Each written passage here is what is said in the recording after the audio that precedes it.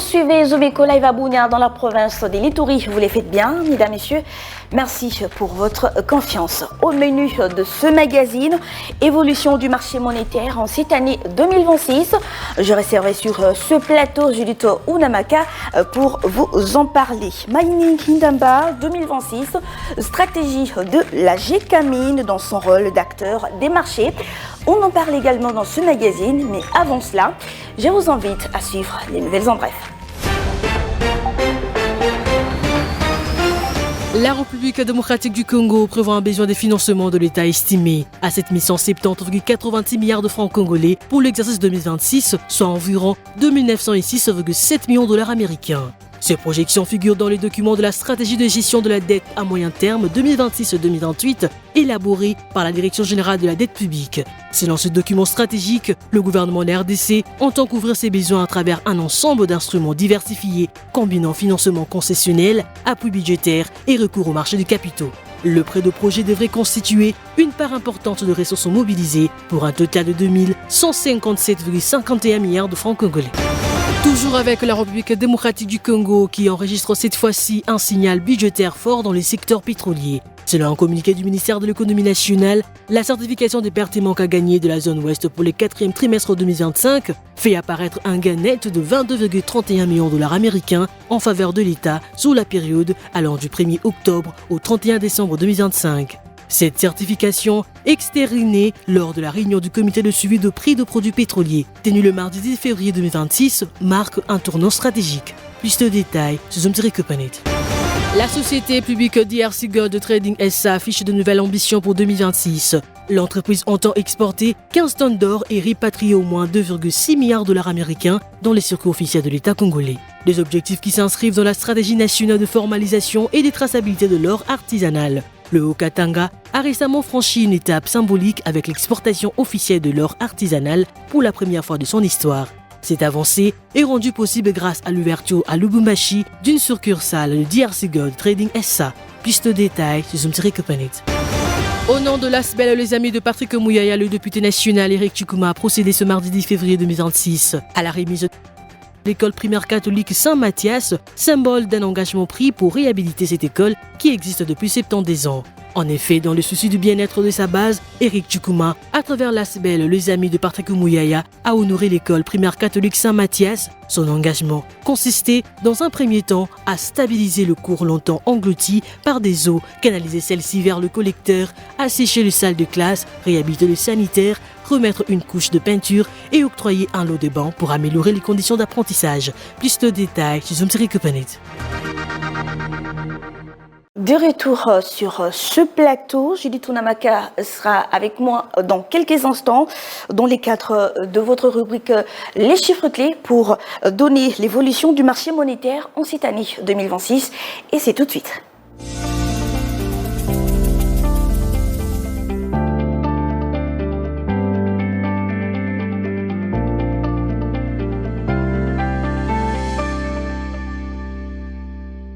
Bienvenue à vous, Judith Unamaka. Merci. Que doit-on retenir sur l'évolution du taux d'échange? Concernant la réactualisation du taux de change actuellement en RDC, commençons donc par l'officiel où 1 dollar revient à 2232 francs congolais. Un franc CFA se change à 4,05 centimes et 1 euro s'aliène à 2656 francs congolais. Parlant à présent du marché parallèle, nous nous sommes focalisés particulièrement à Gombe. Dans ce lieu, 1 dollar vaut 2200 francs. Un franc CFA se change à 4,06 centimes et 1 euro s'aliène à 2500 francs congolais. S'il faut faire un pas en arrière sur les guichets des prêts par adjudication au courant de l'année 2025, que pouvons-nous retenir? Pour faire ce petit récapitulatif, les guichets de prêt par adjudication est resté inutilisé durant l'année 2025 et ce constat marque donc une rupture nette avec l'année 2024 où les opérations s'étaient chiffrées à hauteur de 25,0 milliards de francs congolais. C'est un détail très important à retenir au courant de cette année sur le niveau du guichet des prêts marginal qui sont restés inactifs depuis le début de l'année 2026 alors qu'il avait enregistré un volume d'opérations de 200,0 milliards de francs congolais en novembre 2025 et pour l'ensemble de l'année 2025, les opérations cumulés sur ce guichet, on le note, s'élève donc à 960,0 milliards de francs congolais au courant de cette période. Quelles sont les opérations enregistrées sur le marché interbancaire? L'évolution du marché interbancaire n'a enregistré aucune opération au courant de cette période, contre un volume d'opérations de 5,0 milliards de francs congolais au mois de novembre 2025. Et en 2025, le volume d'opérations atteint 462,0 milliards de francs congolais. Et on poursuit avec les autres détails sur le taux d'intérêt appliqué sur différents guichets qui a été fixé à hauteur de 17,5% sur le marché interbancaire et fixé à 19,0% sur le guichet des prêts marginales au courant de cette échéance. Merci à vous, Julie Tunamaka, pour toutes ces précisions. Je rappelle que vous êtes intervenu sur l'évolution du marché monétaire en 2026. Merci à vous, Solange. C'était un plaisir. Maïni Guindamba 2026, les stratégies de la GECAMI dans son rôle d'acteur des marchés. Judith Opiombo vous en parle dans les dossiers.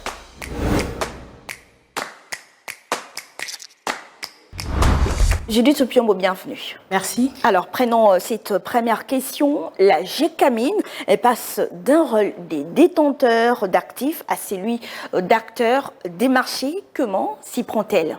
Déjà, la République démocratique du Congo entend placer la gouvernance exemplaire de ces minerais stratégiques et d'en garantir une exploitation dans le respect du développement durable et de la souveraineté économique. Et la GECAMI a bien évidemment des stratégies managériales pour maintenir l'entreprise publique dans son rôle d'acteur des marchés, et ceci a été présenté récemment par le directeur général de la GECAMI, Placide Kala, lors du forum Investing in Africa Mining in Daba, qui se tient jusqu'à présent en Afrique du Sud. Vous avez parlé des axes stratégiques, je vais paraphraser.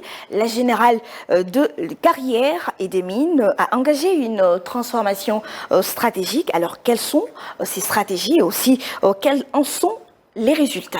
Eh bien, déjà, vous devez savoir que la finalité porte des fruits que nous pouvons évoquer ici. Alors, comme première stratégie, on va parler de la GECAMI qui a procédé à la redéfinition de plusieurs partenariats historiques dans le but de renforcer les principes économiques de la GECAMI tout en sécurisant les investisseurs. Alors, on peut prendre l'exemple de l'entrée en production de Kiko.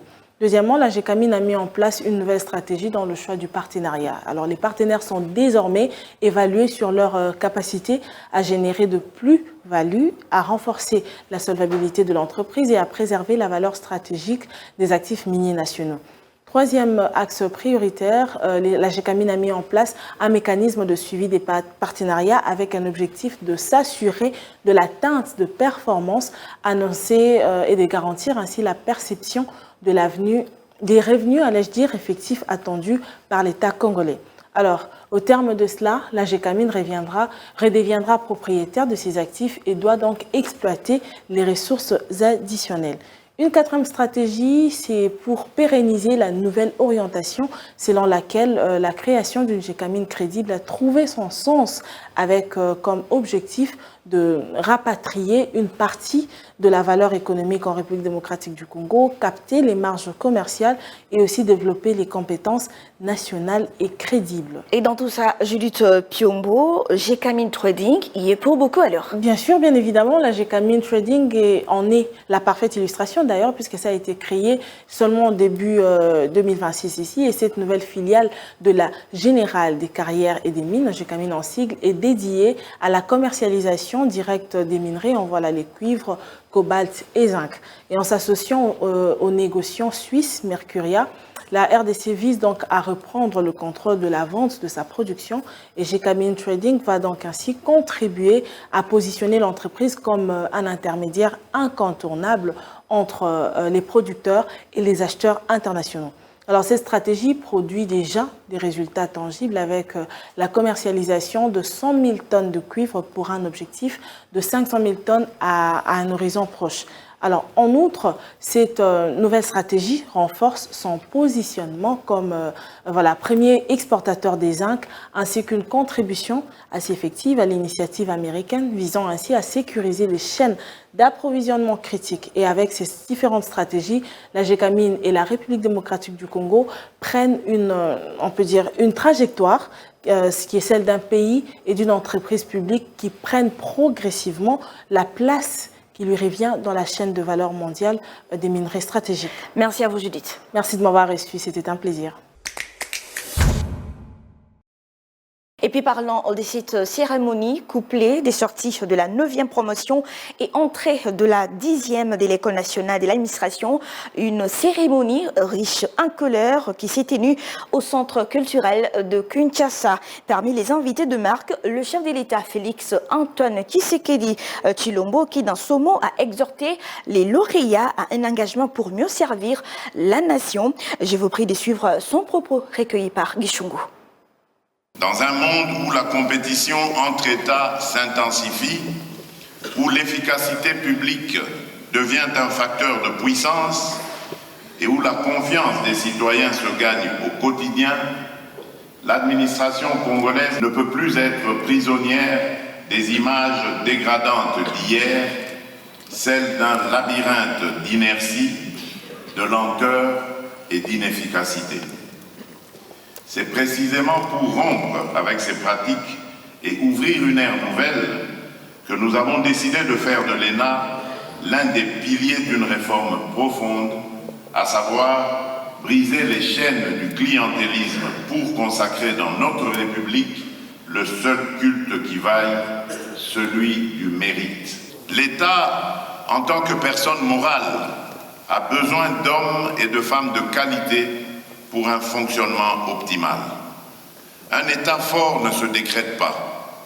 Il se construit d'abord par la qualité de ses ressources humaines, par une chaîne de commandement claire, par des procédures simples, par une culture du résultat et par une éthique rigoureuse. C'est pourquoi je salue les efforts engagés par le gouvernement dans la refondation de la fonction publique, l'amélioration des outils de gestion des effectifs, la modernisation administrative, la moralisation de la vie publique et l'affirmation progressive de la méritocratie contre les habitudes de politisation et de clientélisme. L'ENA doit se déployer, elle doit se territorialiser afin que la réforme irrigue nos provinces et nos entités territoriales décentralisées, là où se joue au quotidien l'accès du citoyen aux services publics. Ensuite, l'excellence doit disposer d'un lieu à sa mesure, le projet du campus de l'ENA. Ce projet doit sortir de terre. Je donne instruction au gouvernement, à travers les ministères compétents, de me soumettre une proposition concrète dans des délais rapprochés afin que ce projet ne demeure pas une intention, mais devienne une réalité visible, utile et durable. En ce jour, je forme le vœu que l'École nationale d'administration demeure une fabrique de confiance et un laboratoire d'excellence. Que notre administration devienne progressivement, mais sûrement, un instrument de transformation nationale. Et que chaque citoyen, de Kinshasa à Kasumbalesa, de Goma à Zongo, sente concrètement que l'État est à son service. Restons dans ce même chapitre pour prendre cette fois le vice-premier ministre, ministre de la fonction publique Jean-Pierre Liaou, qui s'est également adressé aux lauréats en exprimant toute sa satisfaction. Pour le patron de la fonction publique, ceci est une réponse à la redynamisation de la fonction publique. Je vous prie de les suivre. Nous sommes ici réunis pour célébrer une transmission de flambeau républicain, un passage de relais entre générations appelées à servir l'État avec rigueur, honneur et responsabilité. Une cohorte d'apprenants quitte les bancs de l'exigence pour entrer dans l'arène du service public. Une autre s'y engage, consciente que servir l'État avec intégrité Compétence et patriotisme est certes un privilège, mais surtout une responsabilité. Chers énarques de la 9e promotion, je voudrais vous dire que la République ne vous considère plus comme des apprenants. Vous le savez, je viens de le dire, nous avons pour la première fois de l'histoire de l'ENA mobilisé pour vous plus de 900 postes d'affectation. Vous avez opéré chacun, en ce qui le concerne, à l'occasion de l'amphi-garnison organisée le 28 janvier dernier, 3 choix. Et je vous l'avais promis, j'ai fait le choix en vertu des compétences qui me sont dévolues. Je n'ai pas envoyé les géologues à la santé, le vétérinaire aux mines, encore moins les chimistes au budget. Ce matin, à 7h30, j'ai signé d'une main non tremblante l'ensemble de vos commissions d'affectation. Et avant de boucler la boucle, prenons également la réaction du directeur général de l'ENA qui est revenu sur le procès de cette formation en évoquant les statistiques réalisées. Ce sont donc 842 jeunes instruits, compétents, travailleurs et aimant profondément leur patrie. On aurait pu dire à leur sujet, avec le mot grave de Nietzsche, Ecce homines. Voici les hommes, voici les femmes, le levain qui fera monter la pâte. Quand vous êtes énarque, vous êtes bon, mais vous pouvez être bon sans être énarque. Nous savons, du reste, que telle est également la haute vision de son Excellence Monsieur le Président de la République qui, au mois de novembre 2025, a honoré notre institution en portant son choix sur M.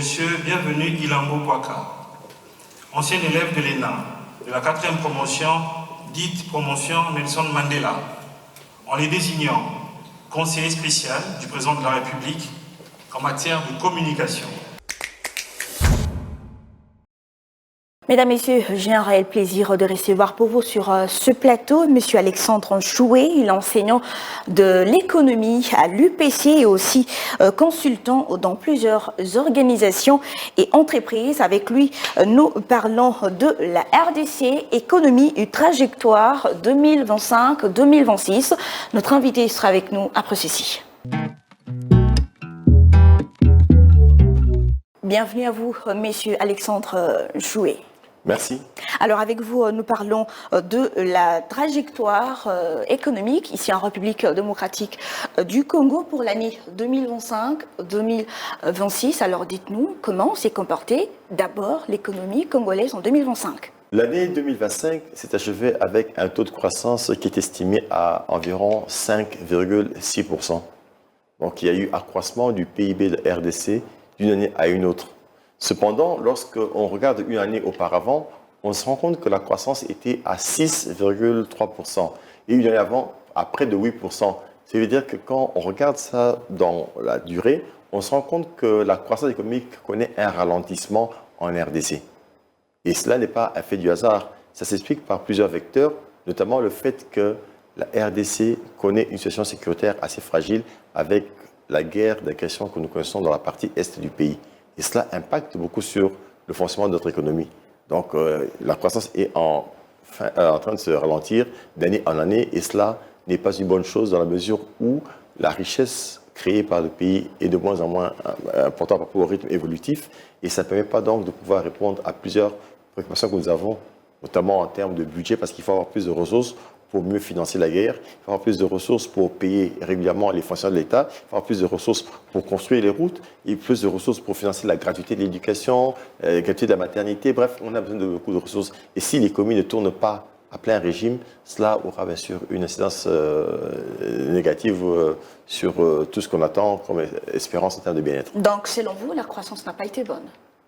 Elle a été au rendez-vous, mais cette croissance, effectivement, en RDC demande beaucoup de changements. C'est vrai que c'est depuis 2002 que la RDC fait de la croissance, et cette croissance en moyenne est supérieure à ce que nous avons au niveau de la région Afrique subsaharienne. Mais cependant, lorsqu'on compare le niveau de pauvreté que nous avons en RDC, estimé à 72% sur la Banque mondiale, et la moyenne au niveau de la région Afrique subsaharienne qui est de 34%, vous voyez qu'il y a une sorte de déconnexion. Et ça montre qu'effectivement, notre modèle économique pose problème.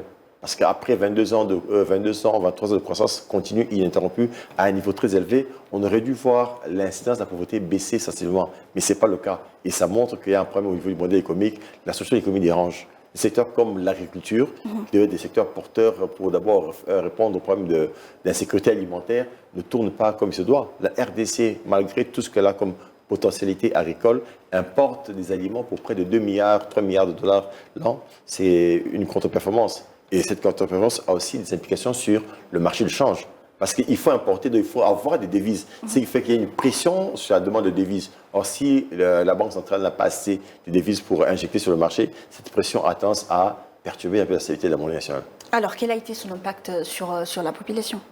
Eh bien, si vous interrogez la population, il y a des cris de larmes à gauche et à droite, parce qu'effectivement, les conditions de vie sont très difficiles en RDC. Croissance, il y a oui, certes, mais la croissance, elle est portée par quel secteur? C'est le secteur minier. Alors que ce n'est pas le secteur minier qui emploie le plus de personnes. Et aussi, il faut dire que les dividendes de la croissance économique sont souvent mal répartis dans nos pays. Quand vous regardez le budget de l'État, on vous dirait qu'une part importante du budget de l'État ou des ressources publiques internes va vers la rémunération du personnel employé par l'État. Mais quand vous regardez les catégories qui ont le plus d'argent, la catégorie enseignants, médecins, ce sont des catégories qui se plaignent pour dire que nos rémunérations sont faibles. Et cela laisse clairement entendre qu'il y a un problème d'inégalité budgétaire. Donc il faudrait envisager un travail à fond de correction des inégalités au sein du budget de l'État. Alors, que faut-il faire pour que cette croissance ait de l'impact positif sur la population?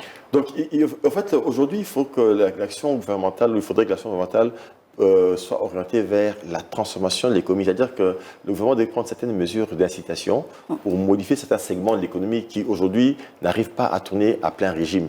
Il y a d'autres qui, carrément, sont orientés vers l'extraction des matières premières et leur exportation, alors qu'on devrait penser à transformer la matière localement. Ça crée plus de richesses. Et si on arrive à le faire aussi, ça réduit notre vulnérabilité vis-à-vis des chocs exogènes, c'est-à-dire des changements qui peuvent s'opérer au niveau international. Mais pour ça, il faut qu'il y ait justement toute une politique. Et si on arrive à faire ça, ça va justement modifier la structure de l'économie. Et petit à petit, le nombre de Congolais qui auront de l'emploi mieux rémunéré va augmenter. Et c'est ce qui va faire en sorte qu'on pourra progressivement réduire l'incidence de la pauvreté dans le pays. Et du côté macroéconomique, je ne peux qu'insister sur le fait qu'il faudrait une bonne coordination entre l'action de la Banque centrale et l'action du gouvernement à travers les ministères des Finances et du Budget. Il faut également voir comment est-ce qu'on peut aujourd'hui corriger tout ce qui a comme faiblesse dans la chaîne de mobilisation des recettes publiques, parce qu'il y a beaucoup d'interférences, il y a des trous où les gens puisent de l'argent aux grandes dames de la population et de l'État. Il y a aussi un problème de qualité de la dépense et aussi de suivi. Parce que dans le circuit, la chaîne de dépenses, il y a trop de mains invisibles qui prennent de l'argent ou qui conditionnent ou qui font une corruption à ciel ouvert. Et malheureusement, on ne prend pas les mesures qui s'imposent pour arrêter cette hémorragie. Alors, 22,6 milliards de dollars américains, c'est le budget 2026 qui a été élaboré. En 2025, alors votre analyse? Personnellement, je pense qu'avec tout ce que la RDC a comme ressources et potentialités, on peut faire plus de 22 milliards de dollars de budget, même 30 milliards. Je pense réellement que c'est faisable. Mais tout dépend de ce que nous faisons pour arriver à mobiliser cette enveloppe. Merci à vous, monsieur Alexandre Choué, pour votre invitation. Merci, un plaisir. Suivez-moi tout le jour à travers Zoom Wende sur Zoom Eco Live. Abonnez-vous sur notre chaîne YouTube. Zoom Eco Live, la référence de l'actualité économique en RDC. Mesdames, Messieurs, prenez à présent les prix actuels des sacs de riz vendus au marché Gambela. Et c'est dans la rubrique Zoom Wende présentée par Naomi Kandé.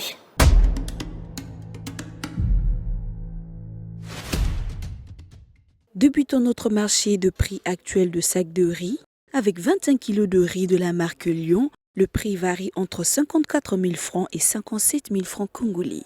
Pour le consommateur de riz de la marque Bébé, cela varie entre 55 000 et 59 000 francs congolais.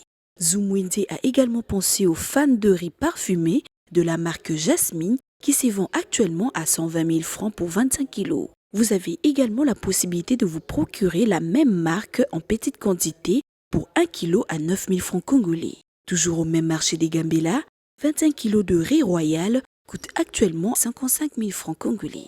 Celui de 5 kg, son prix varie entre 35 000 francs et 40 000 francs. Enfin, 1 kg de riz de la marque royale revient actuellement entre 8 000 francs et 8 500 francs congolais.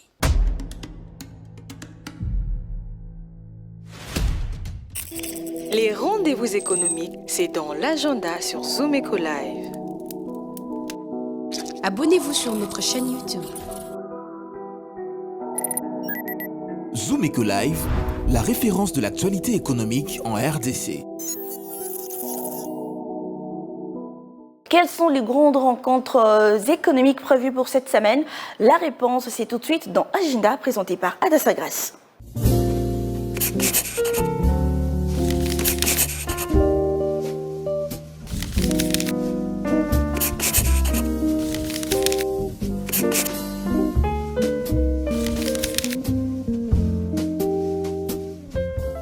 Bienvenue à l'agenda, voici le rendez-vous économique.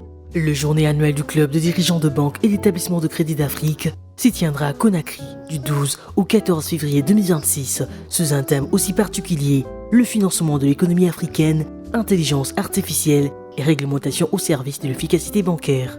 À présent, notons que la tournée franco-africaine prépare un webinaire axé sur maîtriser le design d'entreprise le dimanche 15 février 2026. Et enfin, une inauguration portée par le Femme Africa Women Forum est prévue du 26 au 27 février 2026 à Kinshasa.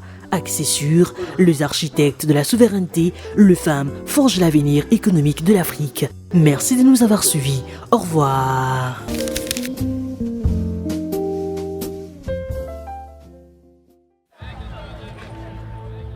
C'est heure de se tirer d'affaire, de faire face à la crise, de bricoler, de trouver des solutions avec ce qu'on a sous la main. Un art dans lequel les Congolais ont développé un savoir-faire particulier. Article 15. Débrouillez-vous pour vivre. Et puis, article 15, pour finir, les quotidiens d'un styliste couturier a attiré l'attention de Junior Boulamba et Benita Moini. Jamais, jamais, jamais. Débrouillard jamais, jamais, jamais. Débrouillard jamais.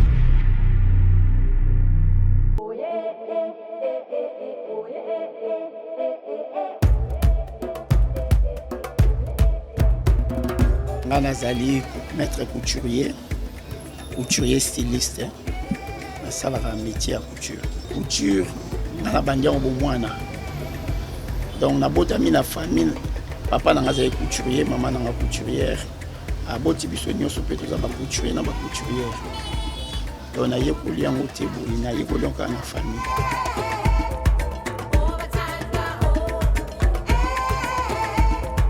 Na kati ya métier oyo difficulté ya makasi oyo toza nango, d'abord ezali likambo ya électricité. Kaka yango mtezo menacer biso puisque okosa jamais couture sans courant. Sonteza na babiloko ya rosalite mutoye atomboki rosalite c'est ça babiloko na eza mwami.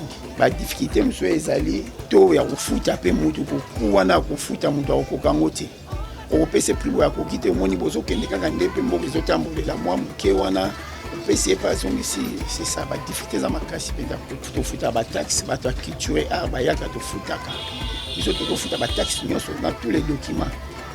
Même biso to bénéficier te kala to iba na bieto so mona bateni mite ba osala ngona kanko ko ezaki na ba couturier civil na osala kanko ko ata osala ba tennis ba to moni quand même question ezo sala ma awa couturier azumbo quand même ba fantasme moi azumbo et puis apesi pe ba tailleur ba autres on pas na ya apesi ba mbongo ba pe ba ki évoluer na ba famille na ba awanyo c'est ça ba avantage mais ba difficulté to zo mona le sala ma awa biso to zo mbongo to yango te ke na mo libanda ba zo ba mbongo libanda mais biso to futa taxe.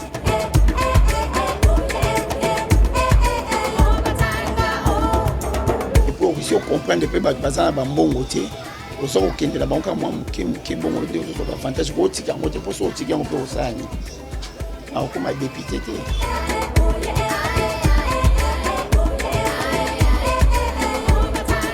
Na mosala soki oganye quand même oganye fo bombaka mpe eza te kaka soki ozwi mbongo lia nyonso non okanga maison eza soki ozwi mbongo épargne mbongo mosusu entretien machine tout ça machine osala te entretien machine mosusu osombi bafourniture mosusu mpe ofuta baterre mosusu.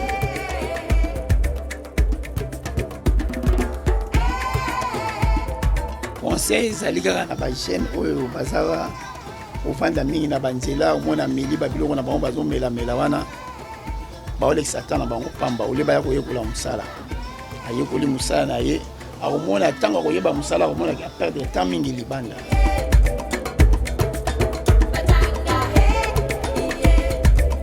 Gouvernement eza akipaka bacouturier te mais pourtant tofutaka bataxe et puis toévolue biso moko bapropre fort na biso gouvernement soki asungi biso asi tokokende so liboso makasi gouvernement sokipe biso te ntango soki message en baloba oyokana bakipe biso mpo totindaka message pe trop.